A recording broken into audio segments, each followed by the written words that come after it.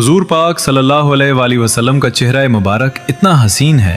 कि सहाबा कराम रजी अल्लाह अन्हुम फरमाते हैं कि हुजूर पाक के पाक हुस्न की तारीफ अगर यूं की जाए कि आपका चेहरा मुबारक इतना हसीन है कि आप सरकार अगर हमें अपने मोजज़ात ना भी दिखाते,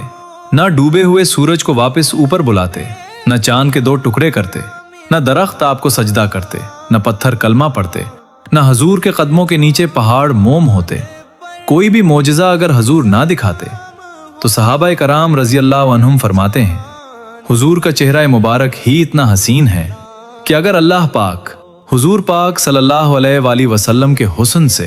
पर्दे हटा देते तो दुनिया में कोई भी काफिर ना बचता, सब कलमा पढ़कर मुसलमान हो जाते। लोगों ने आपका दीदार करते जाना था और कलमा पढ़ते जाना था। इसलिए तो शायर फरमाते हैं हर कोई फिदा है बिन देखे दीदार का, आलम क्या होगा।